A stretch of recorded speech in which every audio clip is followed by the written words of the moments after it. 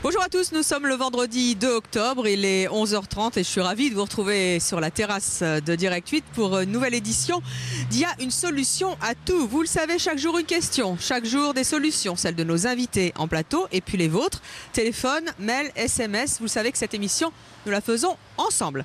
La question du jour aujourd'hui, elle est importante. Comment loger les étudiants qui sont sur le carreau? Les étudiants d'aujourd'hui sont-ils des SDF potentiels? Vous allez le voir, il y a une solution à tout.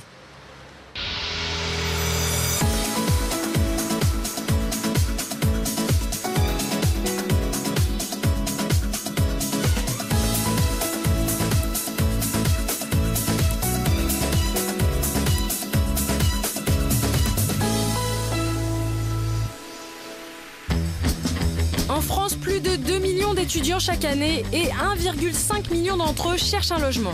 L'État propose 160 000 logements, tant mieux pour les plus chanceux. Et les autres, comment font-ils? La plupart galèrent.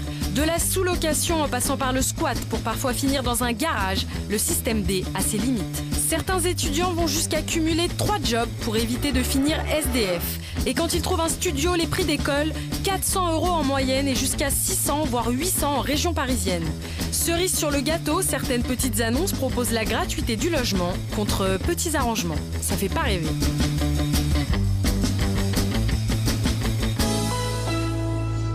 Et oui, vous l'avez entendu, 2 200 000 étudiants en France pour cette rentrée et seulement 163 000 chambres en CTU pour les loger. Le calcul est donc rapide, c'est plus de 2 millions d'étudiants qui sont à la recherche d'un logement. Cas extrême, il y en a qui dorment dans des voitures, dans des garages, dans des caravanes, qui squattent même des salles de fac. Eh bien, nous avons tenté de trouver des solutions concrètes et cela avec nos invités d'aujourd'hui. Nous avons Nicolas, il est élève ingénieur et lui, il a trouvé une solution, il dort tous les soirs à la ferme. Amina, elle, pour avoir une chambre, eh bien, elle a aussi trouvé sa solution. Elle s'occupe d'une mamie aveugle chez qui elle dort. Tiffaine, à côté d'elle, a créé cette association qui met en relation les seniors, qui donne une chambre à un étudiant. En échange, les étudiants s'occupent de nos personnes âgées. Nous avons également dégoté des agences spécialisées dans la location d'appartements étudiants. Et ça, c'est important. Et ça, c'est le cas de Julien. Et puis, à ses côtés, d'autres solutions très système D avec une journaliste, Séverine Tavenec, qui travaille au magazine L'étudiant. Et puis plein de solutions insolites comme d'habitude. Et on attend les vôtres par mail. Et puis on a notre petite Margot. Bonjour. Bonjour Margot. Vous êtes connectée comme chaque jour sur Internet. Je suppose qu'il y a plein de forums et de blogs pour parler du logement étudiant. Je vais essayer de vous donner des solutions très concrètes. Ces solutions, vous allez pouvoir les essayer en même temps que moi avec votre ordinateur depuis chez vous. Vous allez nous dire si elles marchent, si elles ne marchent pas. Et puis surtout, on attend vos bons plans à vous parce que si ça a marché pour vous, ça peut marcher pour les autres. Oui, et puis en plus, Margot, elle sait de quoi elle parle parce que vous êtes étudiante aussi. Hein. Je pars à la fac dans, une petite heure. Vous faites le quoi? temps de faire l'émission. Vous faites quoi? Je suis en droit. En droit? Waouh, master, c'est ça? Master de droit. Attention, ça rigole pas. Hein. Donc, elle en connaît un rayon. Et puis, vous nous donnerez aussi les trucs insolites qu'on trouve sur Internet, parce qu'il y en a beaucoup. Et vous nous parlerez dans quelques instants des arnaques aussi. De bons conseils pour ne pas se faire avoir. Alors, on va démarrer avec vous, Nicolas. Bonjour. Bonjour. Vous êtes étudiant en dernière année d'école d'ingénieur. Vous vivez à Verlinghem, près de Lille. Oui. Alors, votre solution pour vous loger, c'est donc? C'est le campus vert, en fait. Je suis passé par... C'est quoi, campus vert? C'est des agriculteurs qui retapent des ailes de fermes qui sont inoccupées ou inutilisées pour en faire des studios pour étudiants, donc à moindre coût. Vous vivez à la ferme, alors? Oui, voilà, exactement, dans une aile. Depuis combien de temps? Depuis le mois de février. Depuis le mois de février. Oui, donc j'ai fait, ça fait pas très longtemps que j'y suis, en fait. Je sortais de 2 ans en résidence universitaire au cours de mes 2 premières années d'école d'ingénieur. Ça vous plaisait pas?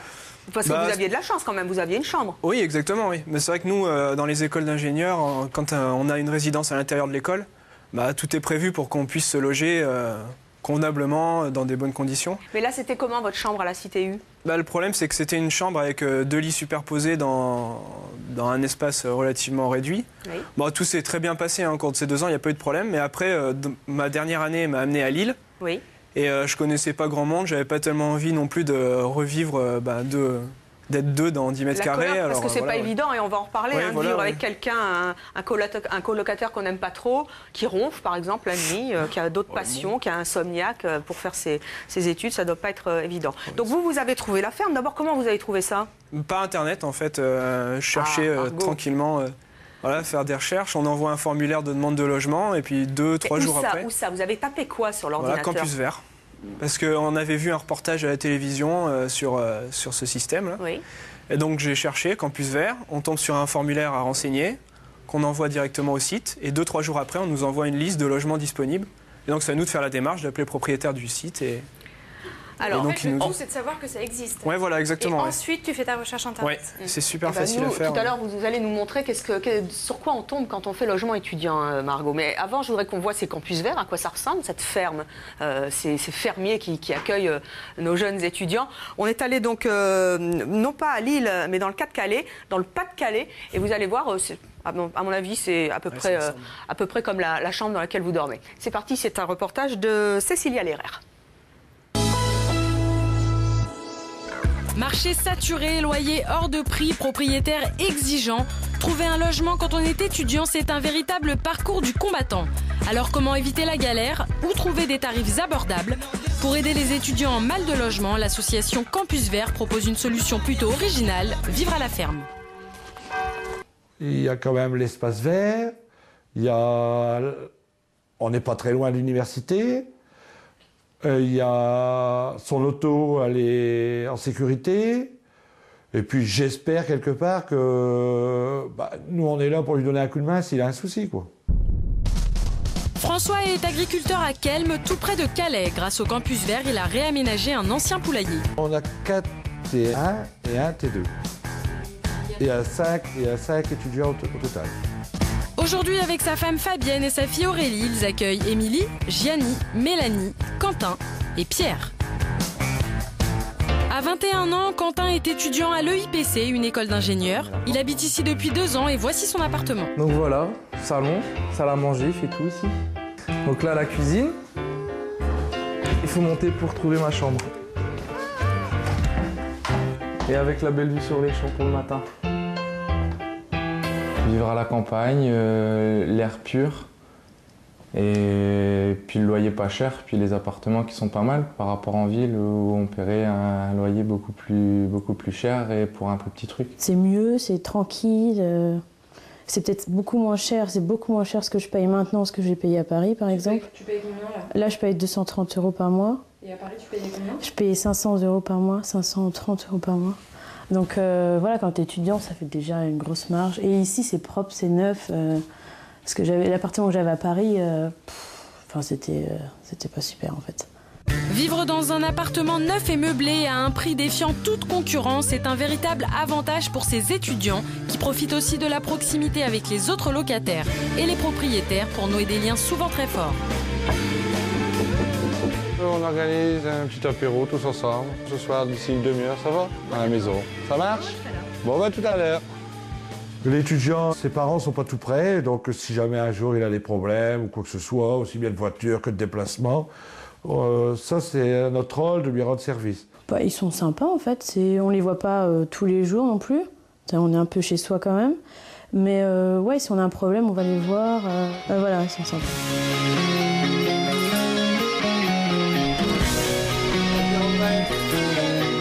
Les campus verts permettent donc de mettre en relation fermiers et étudiants. Mélanie, Quentin, Émilie, Gianni et Pierre ont obtenu un logement à bas prix dans un environnement agréable. Et François et Fabienne ont en quelque sorte agrandi la famille. Non, faut pas dire ça.